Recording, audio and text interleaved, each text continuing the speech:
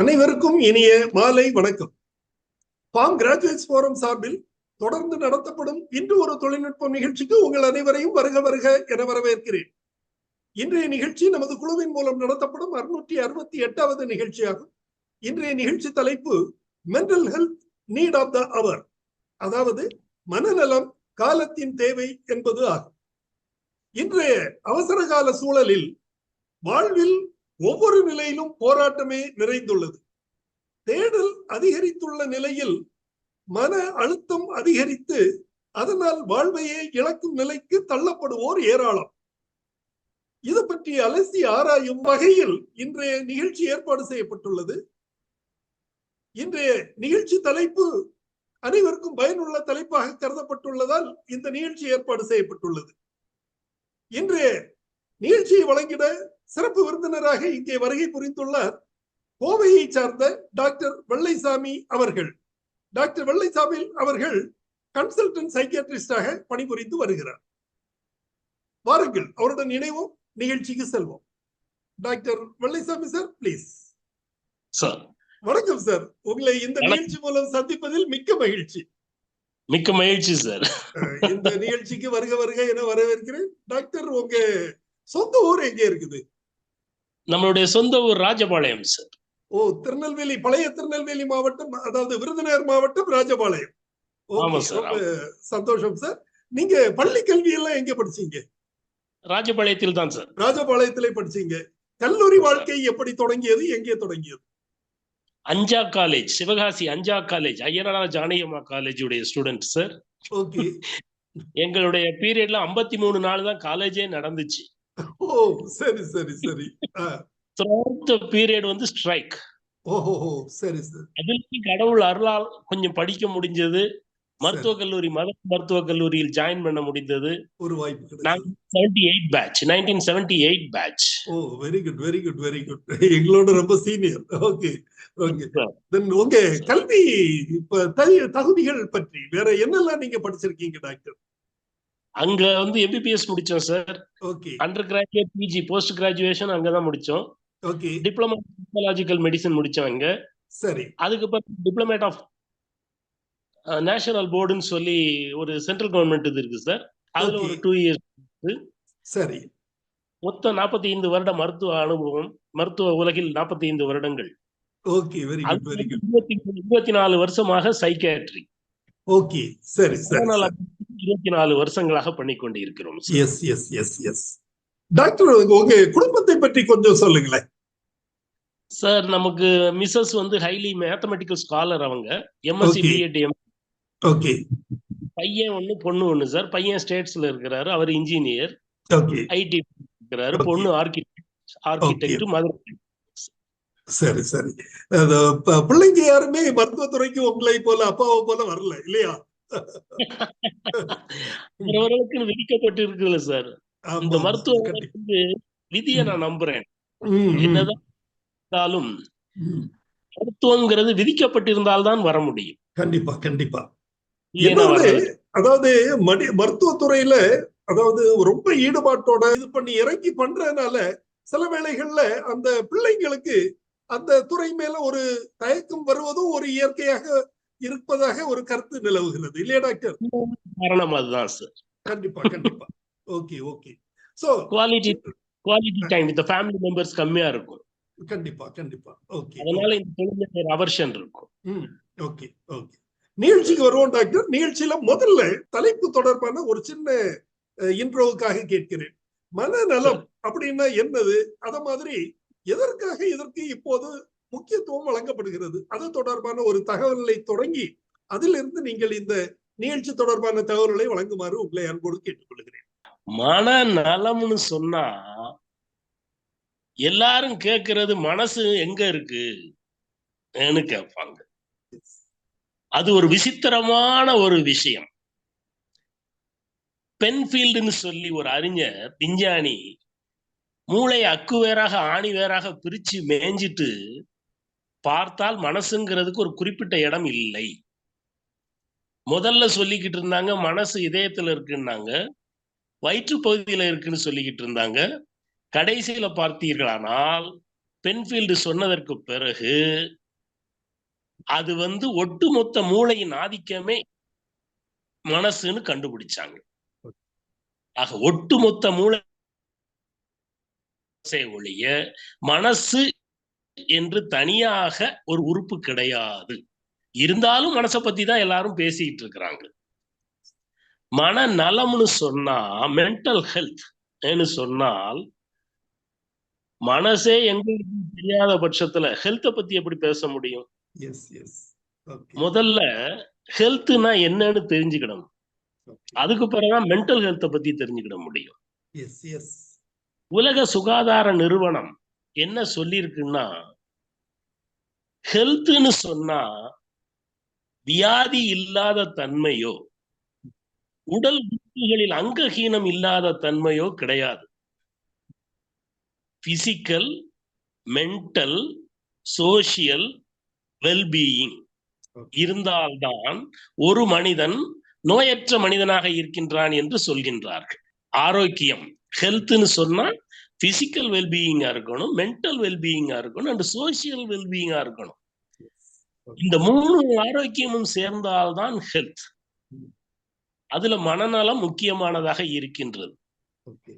உடல் சம்பந்தப்பட்ட வியாதிகள் இருந்தால் மனசு பாதிக்கும். மனசு சம்பந்தமான வியாதிகள் இருந்தால் அது உடல் பாதிக்கின்றது. ரெண்டு நல்லா இருக்கு. சமூகத்துல அவனால உறவாட முடியல, யாரு கூடயும் பழக முடியல, அப்ப அவனும் பேஷண்ட் தான்.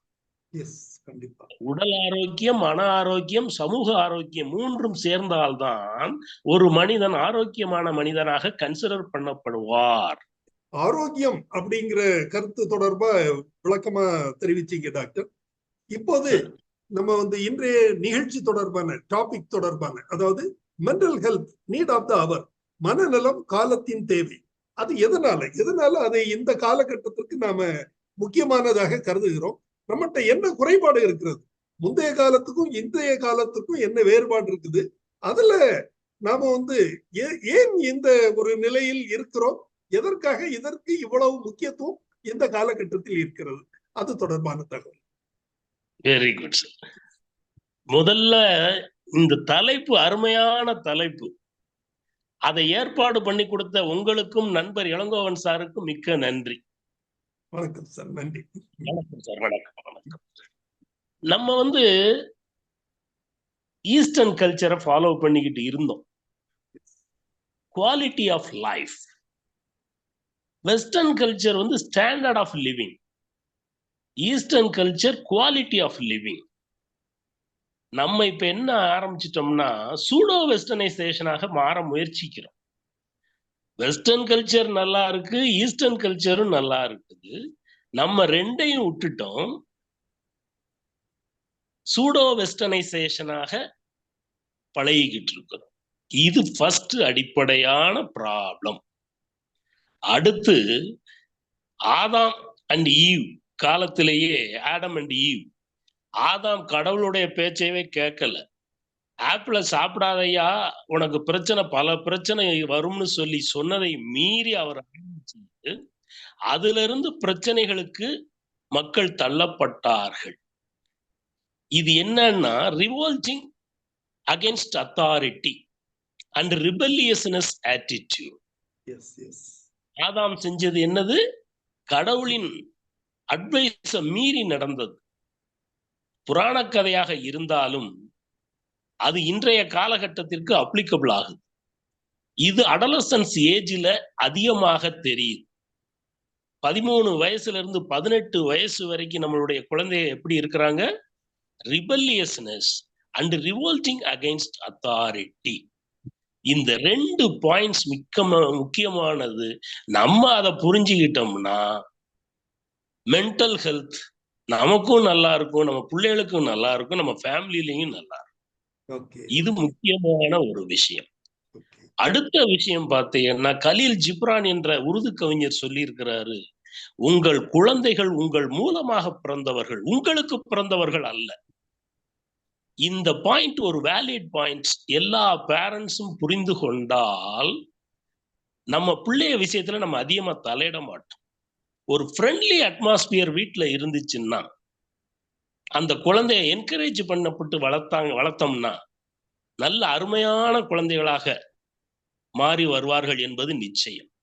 ஆக ஹஸ்பண்ட் அண்ட் ஒய்ஃப் ஃப்ரெண்ட்லியா இருக்கணும், 50-50 இருக்க வேண்டும், குழந்தைகளை ஃப்ரெண்ட்லியாக வளர்க்க வேண்டும்.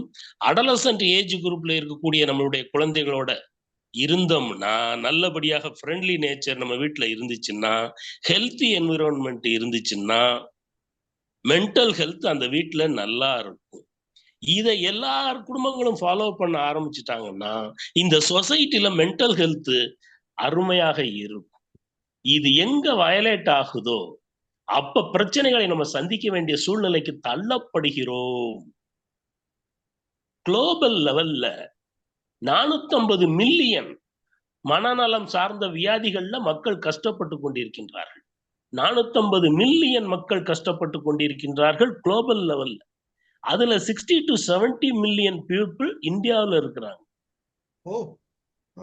மனநல சார்ந்த வியாதிகளால் பாதிக்கப்பட்டவர்கள் 60 to 70 மில்லியன் இன் இந்தியா. நேற்று ரிப்போர்ட் நம்ம இந்தியாவுடைய பாப்புலேஷன் 144 கோடியே 5,53,500. நம்ம சைனாவை லீட் பண்ணி போய்கிட்டு இருக்கிறோம். நேற்று ரிப்போர்ட் 144 கோடியே 5,53,500 நேற்று ரிப்போர்ட். வேர்ல்டோமீட்டரை வச்சு கண்டுபிடிச்சாச்சு. இதுல 60 to 70 மில்லியன் மனநோய்களால் பாதிக்கப்பட்டிருக்கின்றார்கள். இன்னொரு விஷயம், குளோபல் லெவல்ல 8 லட்சம் பேர் ஒரு வருஷத்துக்கு தற்கொலை பண்ணிக் கொள்கின்றார்கள். 14 வயசுல இருந்து 45 வயசு வரைக்கும் தற்கொலை உலக அளவில் எவ்வளவு? 8 லட்சம் பேர். அதுல 2.6 லட்சம் இந்தியாவில இருக்கு வருஷத்துக்கு. நம்ம உலகத்தின் கேபிட்டலாக, தற்கொலையில் உலகத்தின் கேபிட்டலாக மாறிக்கொண்டிருக்கின்றோம். 10.9 ஒரு லட்சத்துக்கு. 1 லட்சம் ஜனத்தொகையில 10.9 தற்கொலைக்கு தள்ளப்படுகிறார்கள் பலவிதமான காரணங்களினால். இது முக்கியமான ஒரு விஷயம். உலக அளவில் 91 மில்லியன் ஆல்கஹால் அடிச்சு கஷ்டப்பட்டு கொண்டிருப்பவர்கள் எத்தனை மில்லியன்? 91 மில்லியன். 15 மில்லியன் மீதி போதை மருந்துகளால் பாதிக்கப்பட்டவர்கள் 15 மில்லியன். இந்த புள்ளி விவரங்கள் எல்லாம் உலக சுகாதார நிறுவனம் சொல்லுகின்றது. 1% மக்கள் மனச்சிதைவு, சிசோப்ரினியா என்ற மனச்சிதைவு நோயால் கஷ்டப்பட்டு கொண்டிருக்கின்றார்கள். 12% மக்கள் மனச்சோர்வு என்ற டிப்ரெஷன் என்ற நோயினால் கஷ்டப்பட்டு கொண்டிருக்கின்றார்கள். இதையெல்லாம் பார்க்கும்போது மனநோயின் தீவிரம் சொசைட்டியில் சமூகத்தில் எந்த அளவுக்கு பாதிக்கப்பட்டு இருக்கின்றது என்று. பள்ளிக்கூடம் இருக்கின்ற ஊரில் தான் குடியிருக்க வேண்டும், பள்ளிக்கூடம் இல்லாத ஊரில் குடியிருக்க கூடாது, கோயில் இல்லாத ஊரில் குடியிருக்க கூடாதுன்னாங்க. இன்னைக்கு டாஸ்மாக் இல்லாத ஊர்ல குடியிருக்காதங்க. பள்ளிக்கூடத்துக்கு பக்கத்துல கோயிலுக்கு பக்கத்துல டாஸ்மாக வச்சாச்சு. குடியிருப்புகளுக்கு மத்தியிலேயே வச்சிருக்கிறாங்க. மக்களே போராடுறாங்க எங்களுக்கு வேணும்னு சொல்லி. அப்ப மக்களுக்கு மூளை செலவை செய்து போதை மருந்துக்கு அடிமையாக்கி பலவித நோய்களுக்கு அவர்களை ஆளாக்கி விட்டார்கள். இதுல நான் தப்பா செய்யறேனா, சமூகம் தவறா? பலவித காரணங்கள் இருக்கின்றன இதற்கு பின்னால். ஆக நான் தான் என்னைய சரி பண்ணிக்கிடணுமே ஒழிய மற்றவர்களை நான் குறை சொல்லக்கூடாது. 91 மில்லியன் என்பது சாதாரண நம்பர் கிடையாது. 15 மில்லியன் மீதி போதை மருந்துகள் ஆல் 91 மில்லியன் ஆல்கஹால், சாராயம் என்ற பொருளால், போதைப் பொருளால் கஷ்டப்பட்டு கொண்டிருக்கின்றார்கள்.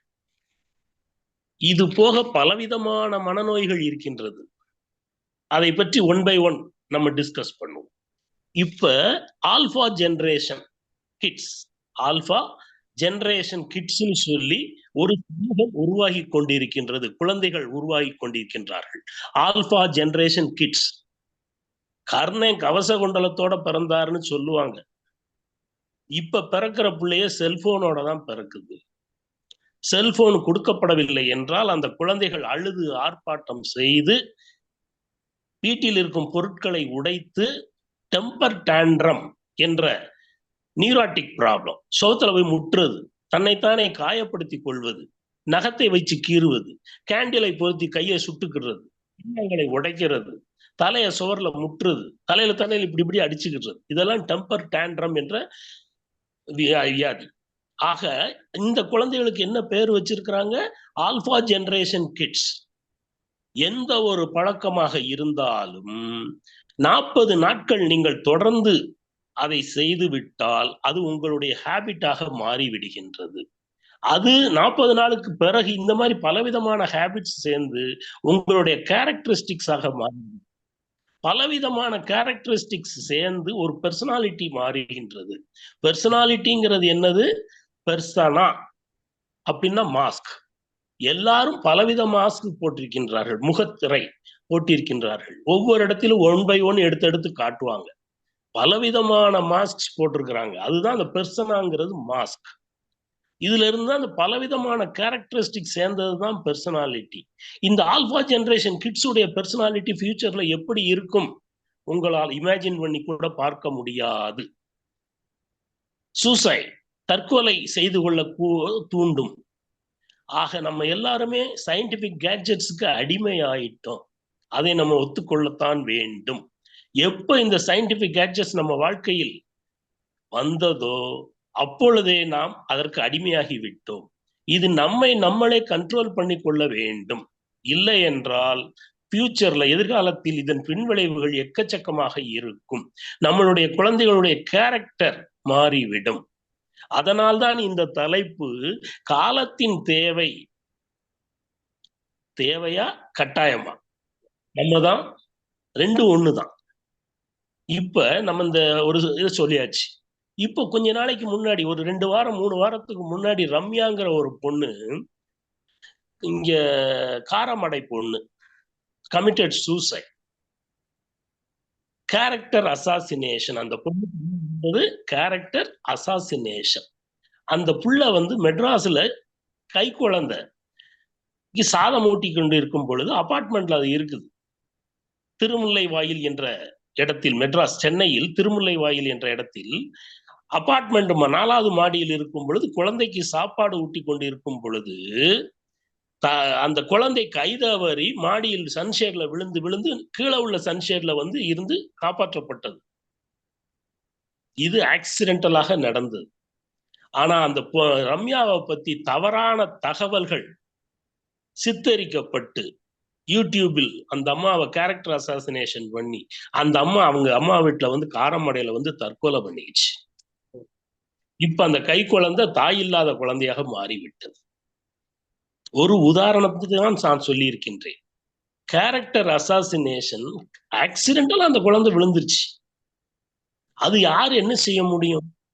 இப்ப இந்த புள்ள அம்மா இல்லாத குழந்தையாக மாறிடுச்சா? இந்த ரம்யாவை தற்கொலைக்கு தூண்டியது எது? இந்த சயின்டிபிக் கேட்ஜெட்ஸும் இந்த விஞ்ஞான உலகத்தின் முன்னேற்றம் நம்ம சொல்லிக்கிட்டு இருக்கோம். அதோட பக்க விளைவுகள் அதிகமாக இருக்கின்றது. அதைத்தான் நாங்கள் சொல்கின்றோம்.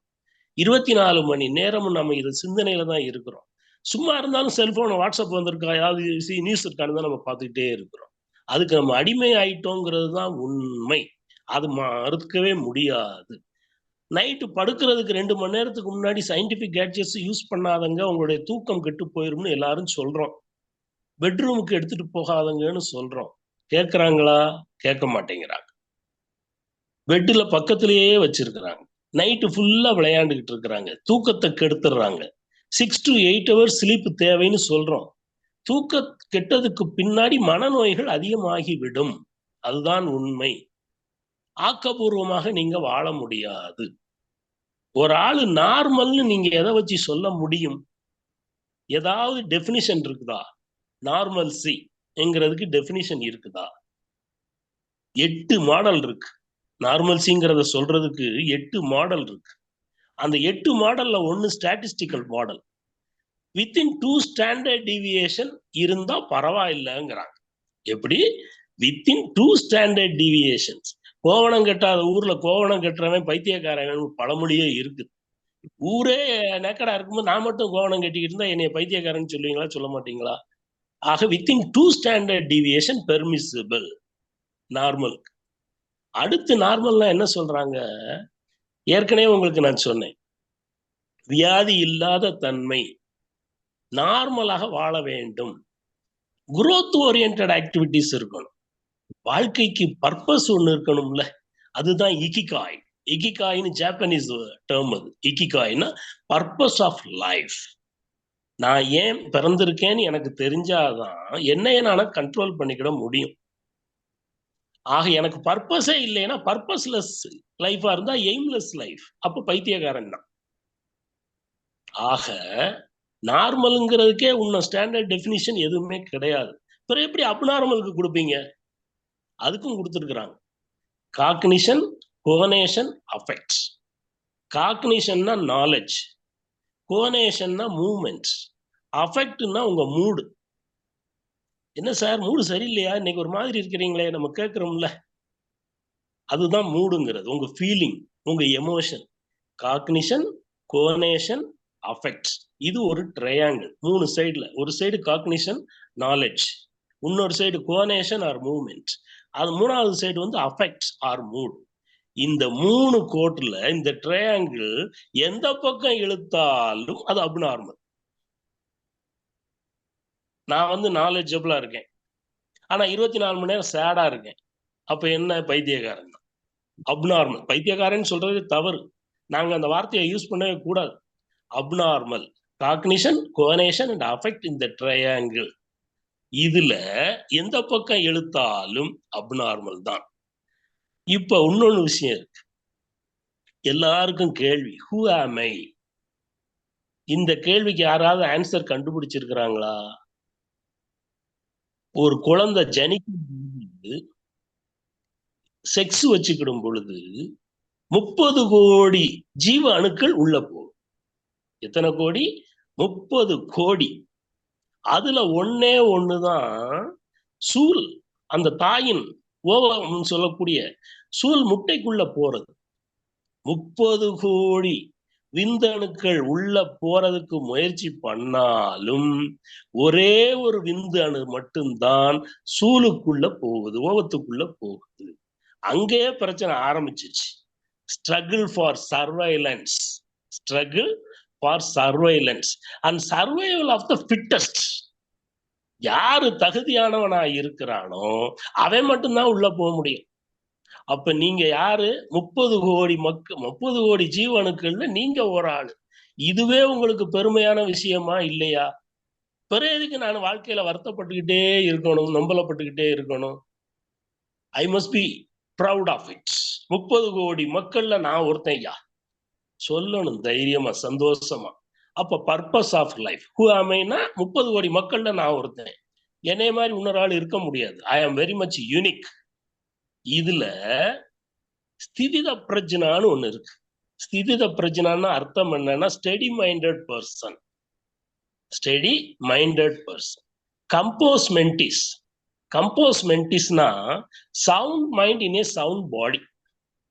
என் உடம்பும் நல்லா இருக்கணும், ஆரோக்கியமா இருக்கணும், என் மைண்டும் நல்லா இருக்கணும், அதுதான் compos mentis, sound mind in a sound body. ஸ்திதித பிரஜ்னான்னா ஸ்டெடி மைண்டட் பர்சன். எப்ப ஸ்டடின்னு சொல்லுவீங்க நீங்க? காம, குரோத, லோப, மோக, மத, மாத்சாரியா, இந்த 6 வகையான குணம் அரிஷத் வர்க்கா. இதுக்கு பேர் என்னது? அரிஷத் வர்க்கான 6 வகையான குணங்கள். காம செக்ஸ், குரோதான்னா ஆங்கர், லோபான்னா கிரீடி, மோகான்னா passion towards an ardent person.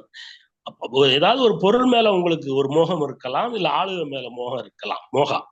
Madha excessive pride, தலக்கணம். ஜெலஸ், மாத்சாரியான ஜெலஸ், பொறாமை குணம்.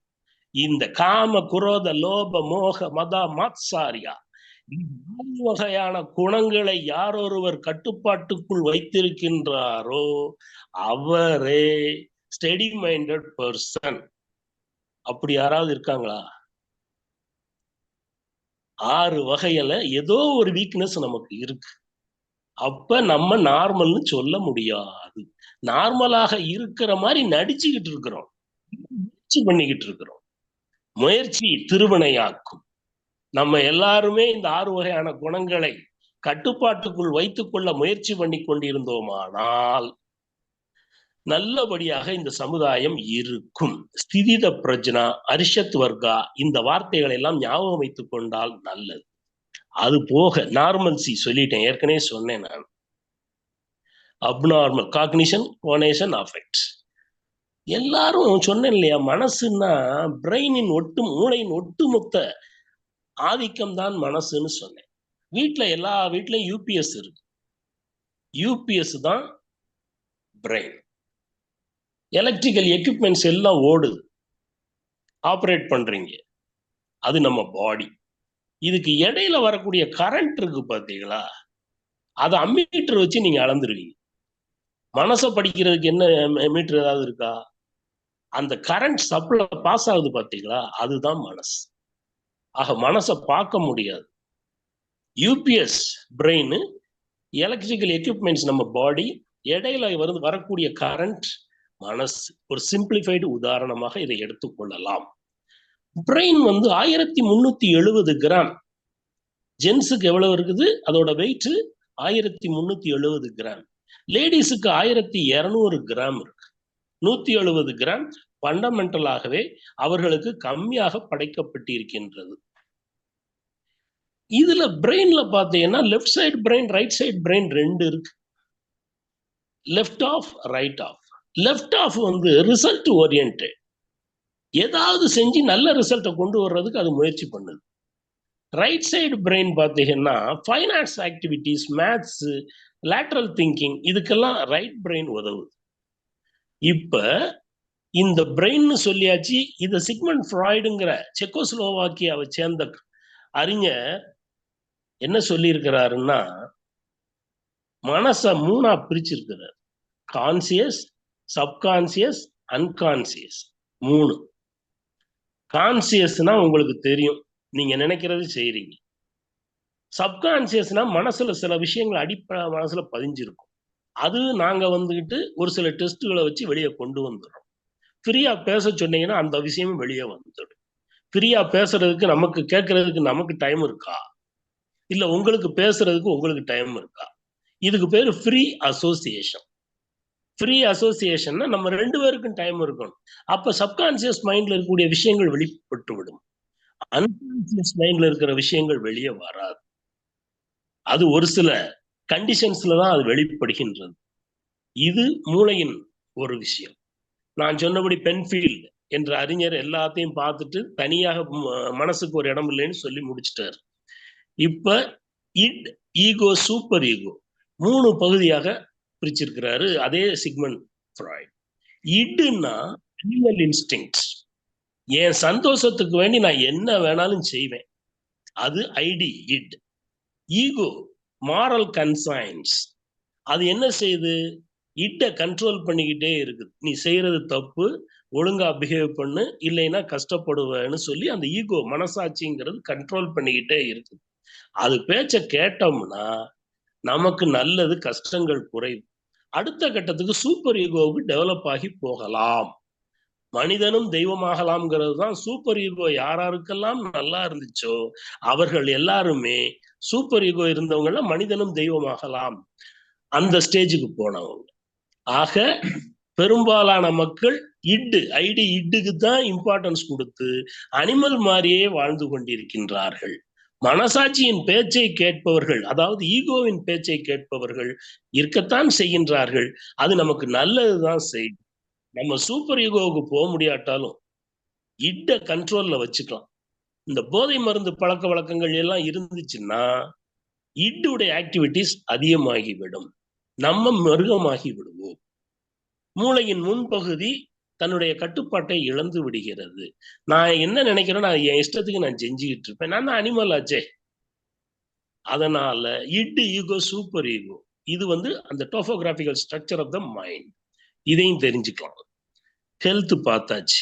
பெர்சனாலிட்டி அடுத்து பார்த்தீங்கன்னா, பெர்சனாலிட்டி 2 விதமான பெர்சனாலிட்டி தான் உலகத்திலேயே இருக்கிறாங்க. Type A, type B. ஏங்கிறது 24 மணி நேரம் அவங்களுக்கு காணாது, ஓடிக்கிட்டே இருப்பாங்க, ஆன் வீல்ஸ்லயே இருப்பாங்க. அடுத்தடுத்த ப்ராஜெக்ட்ஸ் புதுசு புதுசா ஏதாவது பண்ணிக்கிட்டே இருப்பாங்க. பெர்ஃபெக்ஷனிஸ்டா இருப்பாங்க.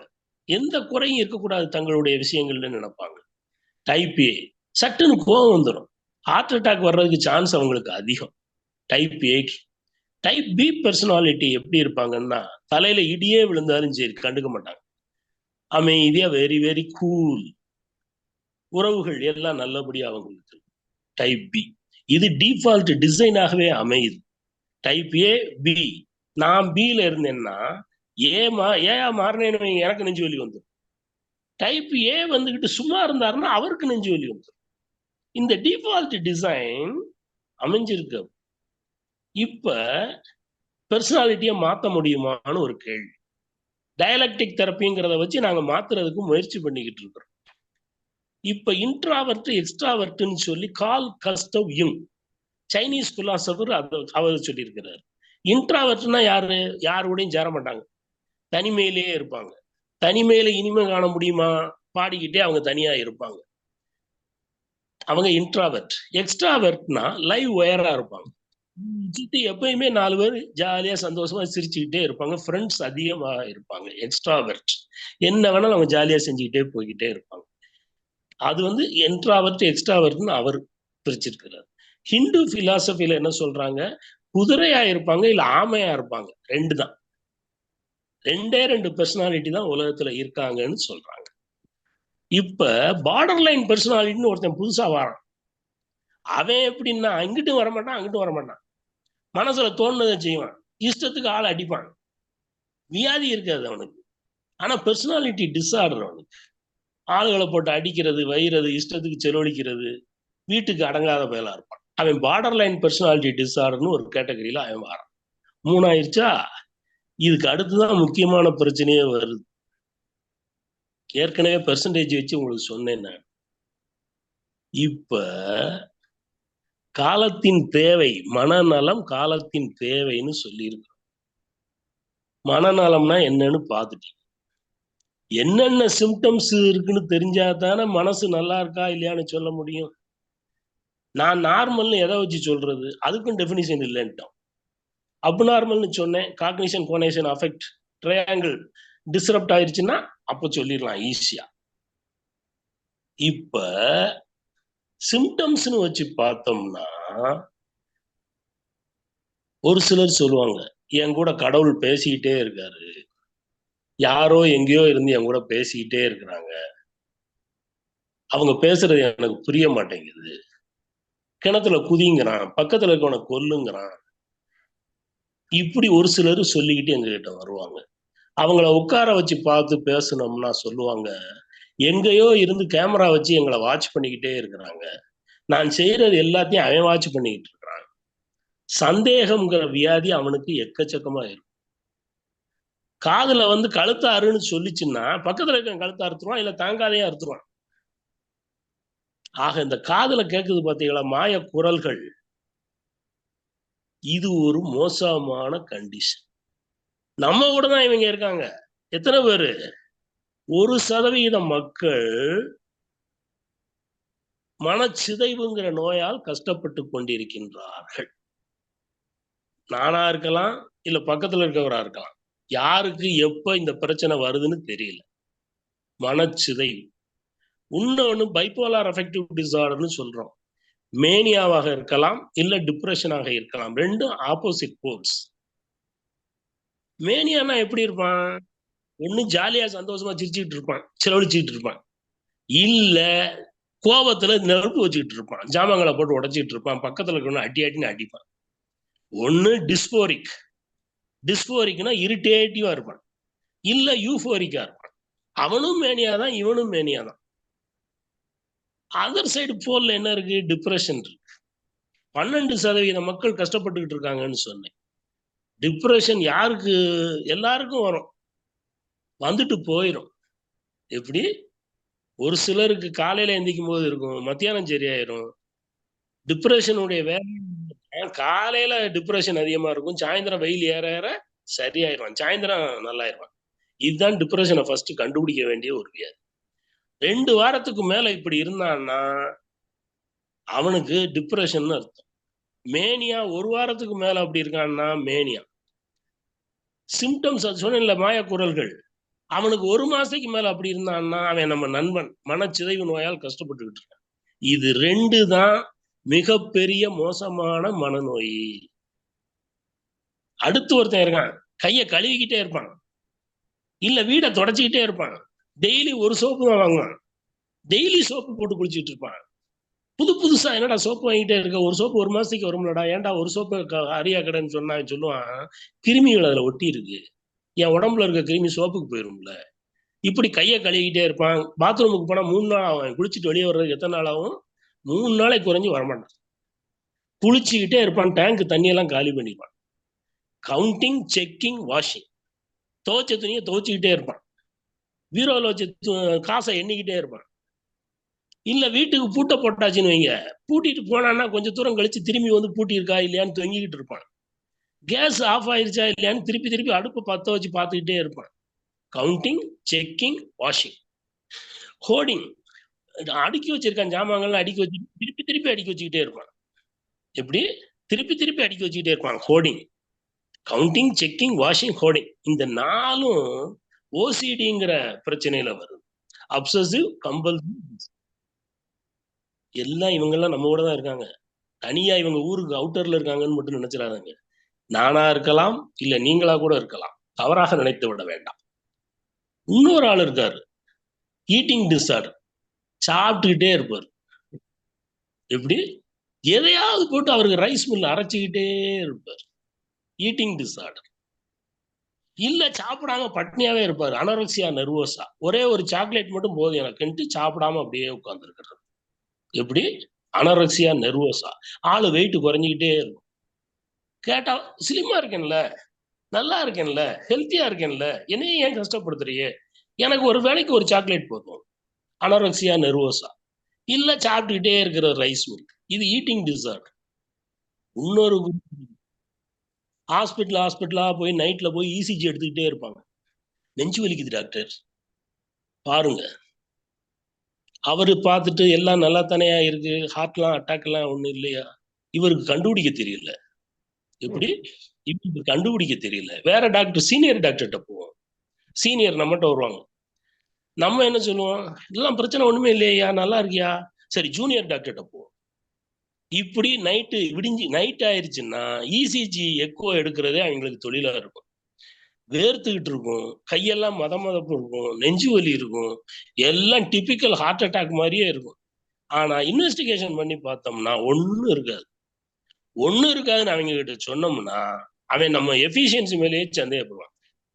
இது பேனிக் அட்டாக். ஒரு சிலர் இருக்காங்க ஃபோபியா. தெனாலி படம் பார்த்துருந்தீங்கன்னா தெரியும். தொட்டதுக்கெல்லாம் பயம் பயம் பயம் பயம்னு சொல்லிக்கிட்டு தெனாலி படத்துல கமலஹாசன் நடிச்சிருப்பாரு, சூப்பர் ஆக்டர். அது போபியாங்கிற ஒரு வியாதி. இதெல்லாம் போச்சா உடல் சார்ந்த பிரச்சனை ஆக வெளிப்படும். மனசு சார்ந்த பிரச்சனைகள் உடல் சார்ந்த பிரச்சனையா வரும். எல்லா ஹாஸ்பிட்டலுக்கும் போய் எனக்கு ஆஸ்துமா தொல்லை, உனக்கு எத்தனை வயசுல இருந்திருக்குமா, அவருக்கு என்ன பிரச்சனை, மனசு மக்கர் பண்ணுது.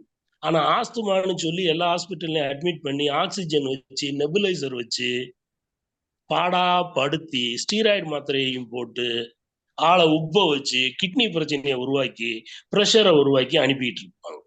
அந்த டாக்டராவது சொல்லணும்ல, ஏன்யா உனக்கு மனசு மக்கர் பண்ணுதுன்னு. நான் இந்த துறையில இருக்கிறேன், எனக்கு தெரியுது. நான் ஜெனரல் பிராக்டிஸ் பண்ணிட்டு இருந்தா நான் என்ன செய்வேன், நானும் தான் நெபுலைசரை வைப்பேன். டாக்டர்களை நான் குறை சொல்லல, ஒரு ஒப்பீனியன். போய் வெளிச்சாமிட்டு போய் வாங்கிட்டு வாயான்னு சொன்னா அவங்க என்ன சொல்லுவாங்க, என்ன மெண்டல்னு நினைச்சியா, அவர்கிட்ட அனுப்புறேன். இப்ப நான் மெண்டல்லாம் அர்த்தம் சொல்லிட்டேன்னா, இவ்வளவு சிம்டம்ஸ் சொல்லிக்கிட்டே இருக்கேன்னா, கொஞ்சம் தான் சொல்லியிருக்கேன் நான், இதுக்கே நீங்க அமைதியாயிட்டீங்க. இன்னும் போக போக போக எக்கச்சக்கமான சிம்டம்ஸ் இருக்கு. எங்ககிட்ட வரத்தான் மாட்டாங்க. எங்ககிட்ட வரணும்னா ஒரே ஒரு குவாலிஃபிகேஷன் என்னது, அவங்களுக்கு மெண்டலா இருந்தா தான் எங்ககிட்ட வரணும்னு அவங்களா ஒரு லேபிள் வச்சுக்கிட்டாங்க. ஆனால் மக்கள்ல எக்கச்சக்கமான ஆளுக்கு மனசு சார்ந்த பிரச்சனைகள் இருக்கு.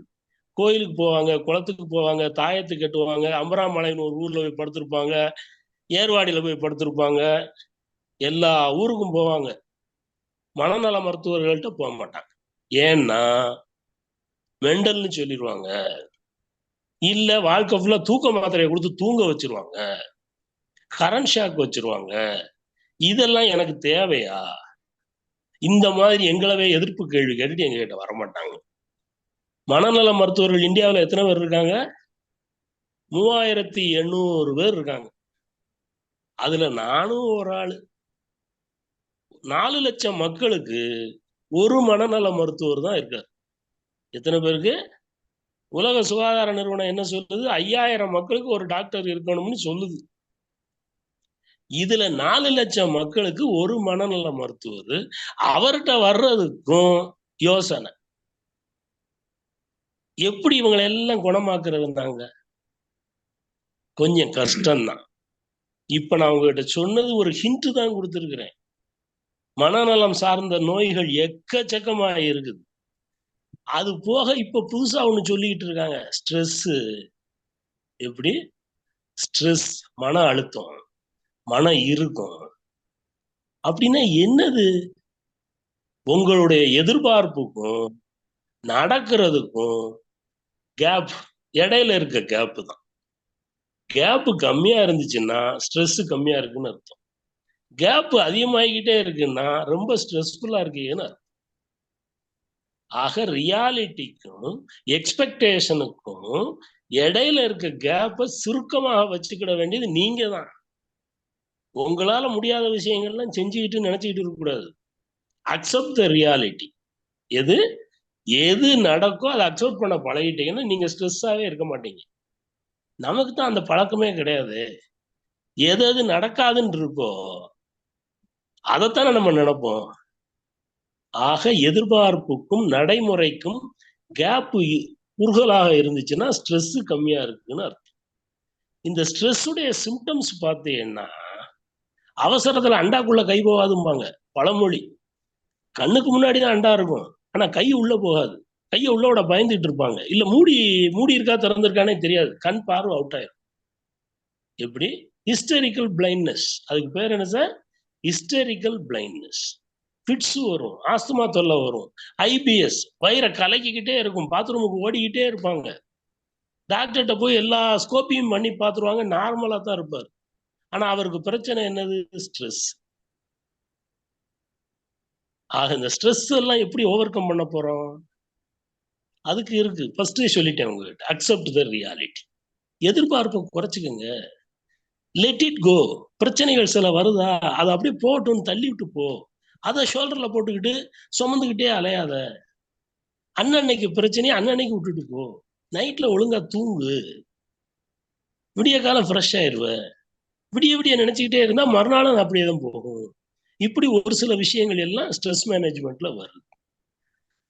ஆக மனநல நோய்களை எல்லாம் பார்த்துட்டோம். மனநோய்களை ஒன்னு ரெண்டு தான் சொல்லியிருக்கேன் உங்ககிட்ட. இதுல இந்த டிப்ரெஷன் ஒண்ணு இருக்கு. நம்ம எல்லாரும் சேர்ந்து அதை கண்டுபிடிக்கிறதுக்கு முயற்சி பண்ணணும்.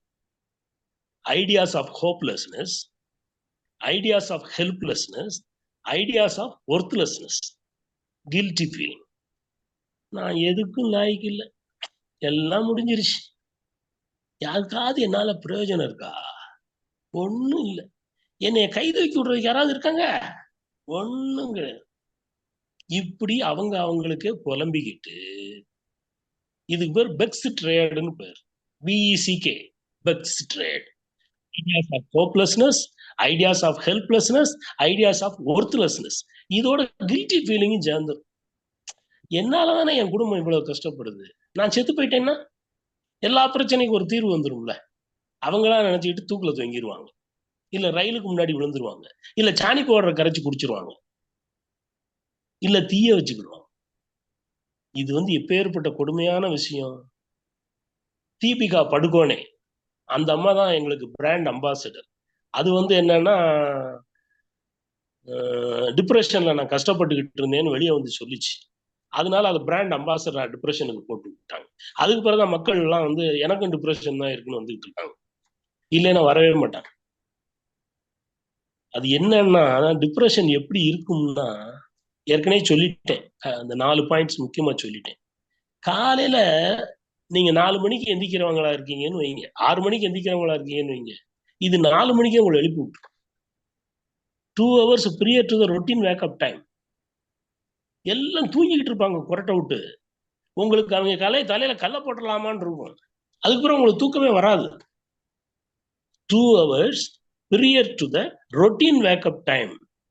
அதுதான் இதோட முக்கியமான early morning awakening. Early morning awakening முக்கியமான points. Suicidal tendencies, suicidal notes எல்லாம் எழுதி வச்சிருவாங்க. டெத் விஷ் எல்லாம் ரெடி பண்ணி வச்சுட்டுவாங்க. கரெக்டா செத்துருவாங்க. ஒரு குரூப் இருக்கு, 1 வருஷம் திதி வரைக்கும் வெயிட் பண்ணும். எப்படி? அடுத்த வருஷம் திதி வரைக்கும் வெயிட் பண்ணிட்டு அந்த திதி தேதி முடிகிற அன்னைக்கு தற்கொலை பண்ணிக்கும். அது ஒரு பிளான்டு சூசைட். அது ஒரு குரூப் இருக்கு. இது நான் சொல்றது 12% of the people suffering from depression சொன்னேன் இல்லையா, அதுல இந்த நான் சொன்ன சிம்டம்ஸ் எல்லாம் வருது. ஒன்னும் சாப்பிட மாட்டாங்க, பட்னியா கிடப்பாங்க, இல்ல அதிகமா சாப்பிட்டுட்டே இருப்பாங்க. கடலை மிட்டாய் அதிகமா வாங்கி சாப்பிடுவாங்க. எப்படி?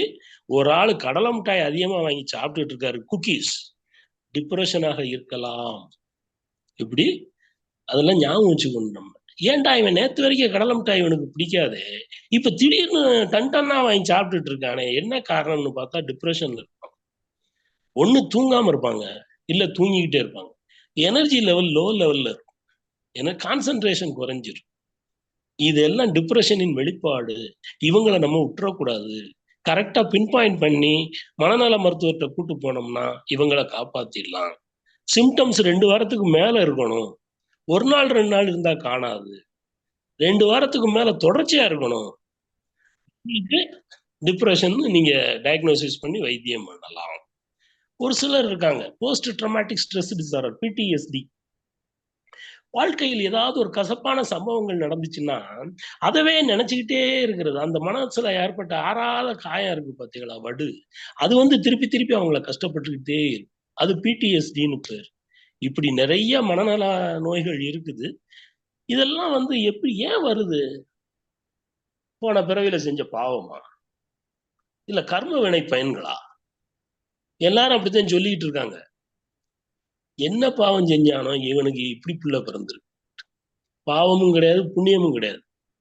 அவன் என்னென்ன செஞ்சானோ, முற்பகல் செய்யும் பிற்பகல் தானே விளையும். முற்பகல் செய்யும் பிற்பகல் தானே விளையும். நம்ம தப்பு செஞ்சா அதுக்குண்டான கான்செக்வன்சஸ் நம்ம அனுபவிச்சுதான் ஆகணும். மனநல நோய்களுக்கு என்ன காரணம்னா பயோ சைக்கோ சோசியல் காசஸ். இதுக்கு மனநல நோய்களுக்கு காரணமே தெரியல யாருக்குமே. அதனாலதான் இதை இல்னஸ்ன்னு சொல்லக்கூடாது, டிஸார்டர்னு சொல்லணும். எல்லாரும் சொல்லுவாங்க மென்டல் இல்னஸ்வாங்க. இல்னஸ்னா உங்களுக்கு காரணம் தெரியும், இந்த காரணத்தினாலதான் இது வந்திருக்குன்னு தெரியும். அதை நீங்க கண்டுபிடிச்சு கரெக்ட் பண்ணிட்டீங்கன்னா நோய் சரியாயிடும். இது அப்படி கிடையாது. Mental disorder, bio psycho social, biological factors, jeans. அவங்க தாத்தனுக்கு இப்படி இருந்துச்சு, அதான் இவனுக்கு அதை கொடுத்துட்டு போயிருக்காரு சொல்லுவாங்க. 2-3 பரம்பரைக்கு முன்னாடி இருந்துச்சு, தலைமுறைக்கு இப்ப வந்திருக்கு. ஜீன்ஸ். நமக்கு சொத்து மட்டும் அவங்க கொடுத்துட்டு போறது கிடையாது, கேரக்டரிஸ்டிக்ஸ் மட்டும் கொடுத்துட்டு போறது கிடையாது, வியாதியையும் சேர்த்தான் கொடுத்துட்டு போறாங்க. ஜீன்ஸ்ல உள்ள இருக்குது பயாலஜிக்கல் ஃபேக்டர்ஸ், சைக்கலாஜிக்கல் ஃபேக்டர்ஸ். சின்ன பிள்ளைய அன்பு காட்டி ஆதரவு காட்டி அணைச்சு பிறக்கி வளர்த்துக்கங்கன்னு சொன்னேன் இல்லையா?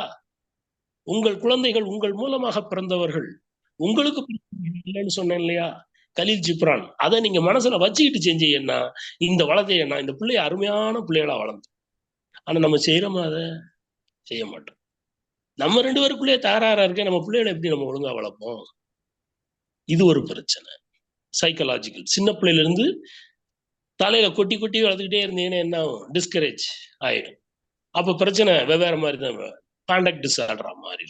இல்ல லவ் அண்ட் கேர் யார் கொடுக்கானோ அவன் பக்கத்துல போயிடுவாங்க. Pier group relationship, pier group relationship. யாரு அவங்க கிட்ட அன்பு காட்டுறானோ அவன் பின்னாடியே போயிடுவாங்க, அவன் கேரக்டரை ஃபாலோ பண்ண போயிடுவாங்க. ஆக சைக்கலாஜிக்கல். சோசியாலஜிக்கல். வீட்டை விட்டு போய் வெளியே போக முடியுது இல்ல, யூடியூப் தான் ஒழுங்கா பார்க்க முடியுது, சயின்டிபிக் கேட்ஜெட்ஸை பார்க்க முடியுது, பேப்பரை படிக்க முடியுது. Negative negative negative. சைனால வந்து நியூஸ் பேப்பர்ல ஏதாவது எங்கேயாவது தப்பு நடந்துருச்சுன்னா 8வது பேப்பர் பக்கத்துல ஒரு மூலையில போட்டிருப்பாங்க. இங்க அதுதான் முதல் பக்கத்திலேயே போடுறோம். ஹெட்லைன்ஸ், சென்சேஷனல் நியூஸ் நீங்க போடுறோம். இது எது என்ன ஆகுது? ஊரே கெட்டு போச்சு, நான் மட்டும் ஏன் யோகியனா இருக்கணும்? ஜெனரலைஸ் பண்றது. ஜெனரலைஸ் பண்ணலாமா? நல்ல விஷயங்களுக்கு பண்ணுங்க. ஏன் இந்த மாதிரி தீய விஷயங்களுக்கு நீங்க பண்றீங்க? இந்த மீடியாக்காரன் செய்யற தப்பு, யூடியூபர்ஸ் செய்யற தப்பு, சென்சேஷனலா இருக்கும், அதனாலதான் பார்க்காதன்னு சொல்றது.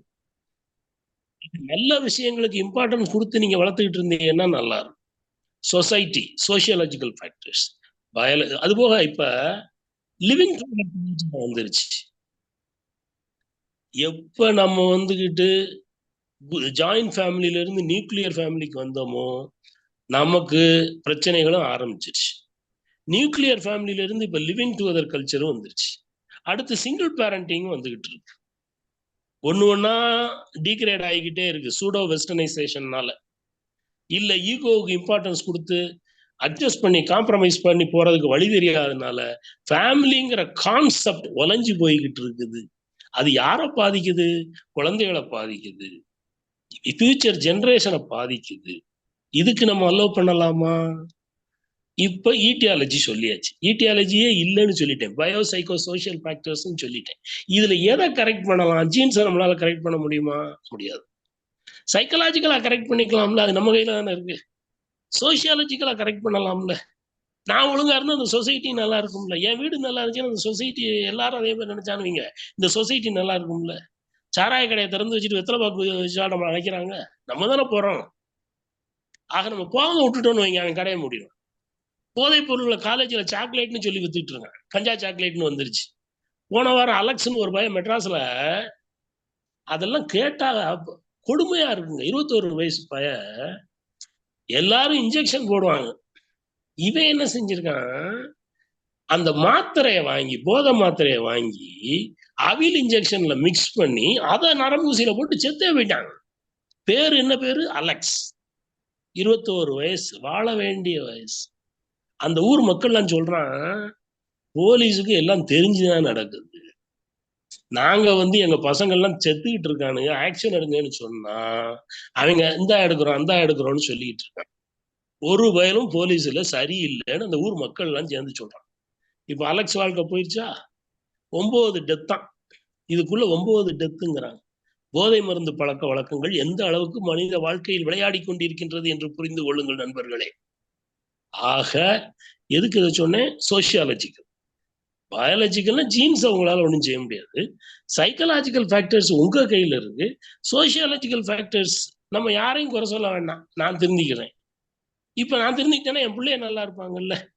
இப்ப பயோ சைக்கோ சோசியல் ஃபேக்டர்ஸ் எல்லாம் சரியாயிடுச்சுன்னு வச்சுக்கோங்க, அவனுக்கு மென்டல் இல்னஸ் டிசார்டர் வராதுல்ல.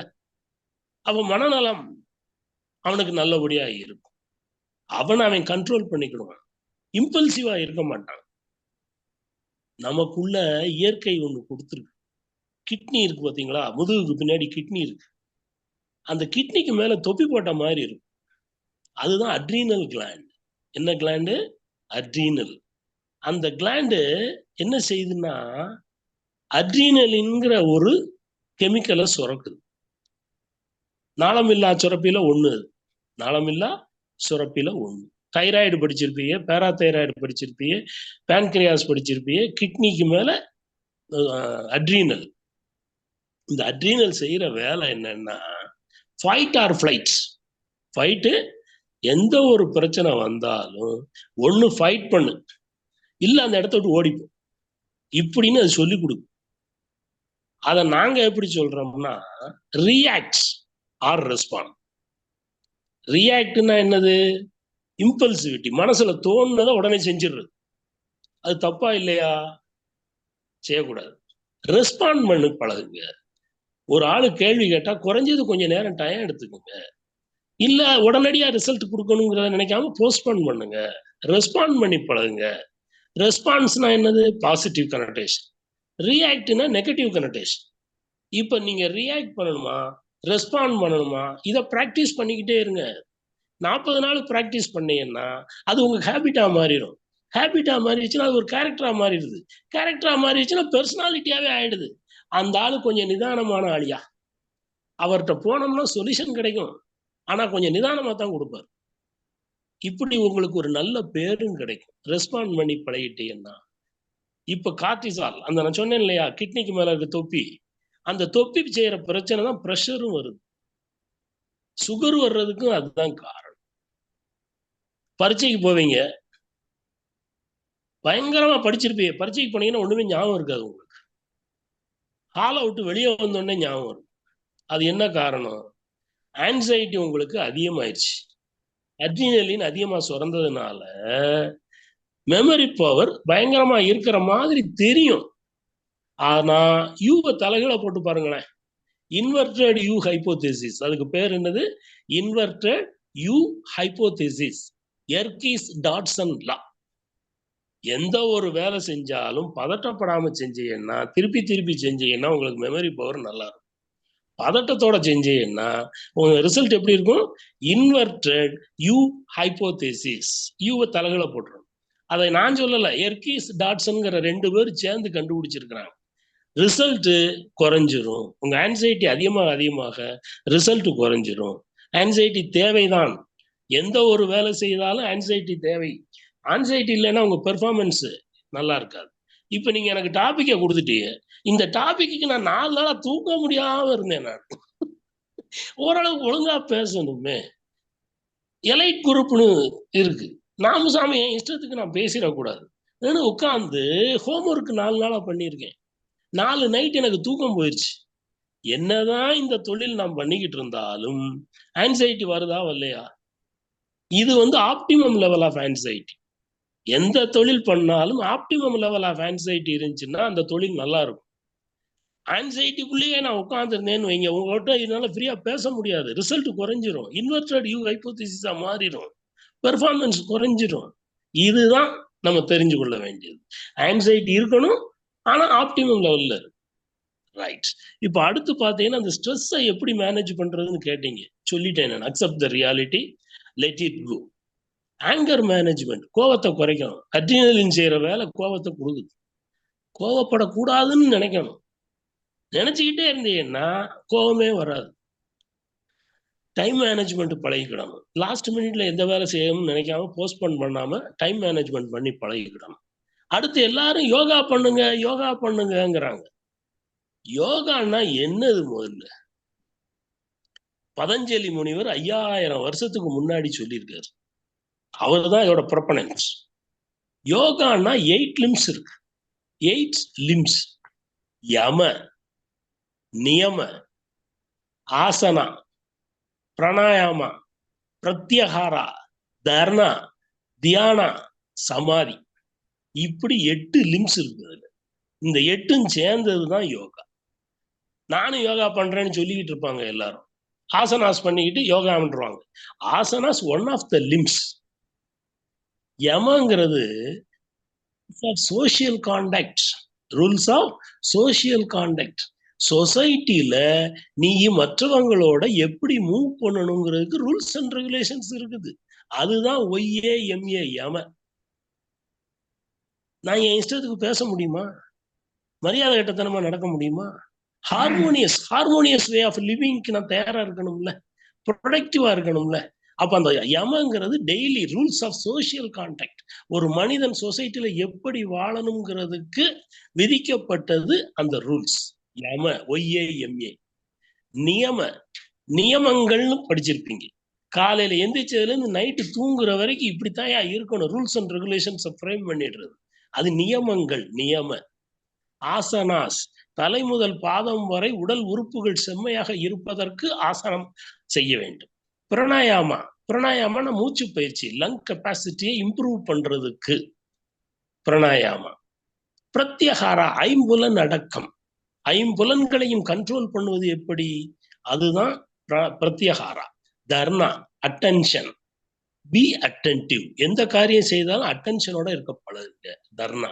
தியானா, தியானான்னா மெடிடேஷன். மெடிடேஷன்ல பல மெடிடேஷன்ஸ் இருக்குது. அதுல எனக்கு பிடிச்சது என்னன்னா திபேத்தான் மெடிடேஷன். கண்ணை மூடி உட்கார்ந்தாலும் கண்ட சிந்தனை வருது சார். எனக்கு கண்ணை மூடவே முடியல, 1008 சிந்தனை எனக்கு வந்துட்டு இருக்குன்னு எல்லாரும் சொல்லுவாங்க. கண்ணை திறந்தே தியானம் பண்ணு. நீ எதுக்கு கண்ணை மூடிட்டு பண்ணணும்னு நினைக்கிற? கண்ணை மூடினாதான் தியானமா? அது சவம், காப்ஸ், டெட் பாடி. கண்ணை திறந்துட்டு ஃபோக்கஸ் யுவர் அட்டென்ஷன், ஏதாவது ஒரு பர்டிகுலர் பாயிண்ட்ல வச்சுக்கோங்க. திபெத்தான் மெடிடேஷன் திபெத்துல இருக்க மாங்ஸ் செய்யக்கூடிய திபெத்தான் மெடிடேஷன். அவங்க என்ன செய்யறாங்கன்னா, உன் மைண்டுக்குள்ள ஒரு மங்கி இருக்குடா, அந்த மங்கிக்கு நீ வேலை கொடுத்துட்டீங்கன்னா அது அமைதியா உட்காந்துருக்கும்லடா, நீ வேலையை போடுறா. யாரு சொல்றா? திபெத்தன் மாங்க் சொல்றாங்க. அந்த குரங்கு மங்கிங்கிற மைண்டுங்கிற குரங்குக்கு ஒரு வேலை கொடுக்கணும். என்ன வேலை? நான் மூச்சு ஒழுங்கா விடுறேனா இல்லையான்னு பார்த்துக்கிட்டு. எப்படி? நான் மூச்சு ஒழுங்கா விடுறேனா இல்லையான்னு பார்த்துக்கிட்டு இருந்தேன்னா எனக்கு அட்டென்ஷன் வர மாட்டேங்குது.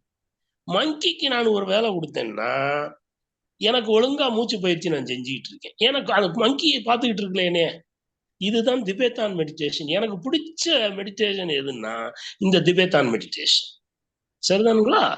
இப்ப மெடிடேஷன் சமாதி அது நமக்கு வேண்டாம். அது பயங்கரமான யோகிகள் செய்யக்கூடியது. குடும்ப வாழ்க்கையில இருக்கிறவங்க எல்லாம் செய்ய முடிய மாட்டேங்குது. நம்ம மெடிக்கல் ரிலேட்டடா பாக்குறதா ஃபர்ஸ்ட் 7 தான். யம, நியம, ஆசனாஸ், பிரணாயாமா, பிரத்யகாரா, தரணா, தியானா, போதும். 7 போதும் நமக்கு. 8வது சமாதி எல்லாருக்கும் வேற ஆளு வச்சுக்கிட்டு நமக்கு வேண்டாம். அடுத்து ப்ரிவென்ஷன் சொல்லிட்டேன் ஏற்கனவே உங்களுக்கு. பிரைமரி இப்ப நோய் வந்துருச்சுன்னா என்ன செய்யணும்? நோய் வராமல் தடுக்கணும். Prevention is better than cure. நோய் வராமல் இருப்பதற்கு என்னென்ன வழிமுறைகள்னு முதலே சொல்லி கொடுத்தேன். செகண்டரி பிரைமரி ப்ரிவென்ஷன், செகண்டரி ப்ரிவென்ஷன்னா நோய் வந்துருச்சுன்னா ட்ரீட்மெண்ட்டுக்கு மனநல மருத்துவத்தை போகணும். டெர்ஷியரி ட்ரீட்மெண்ட் முடிஞ்சதுக்கு பிறகும் ரீஹாபிலிட்டேஷன் ஹோம் எல்லாம் இருக்குது. லாங் டேர்ம் மெயின்டெனன்ஸ் ட்ரீட்மெண்ட் ஒழுங்கா பண்ணிக்கிட்டு இருக்கோம்.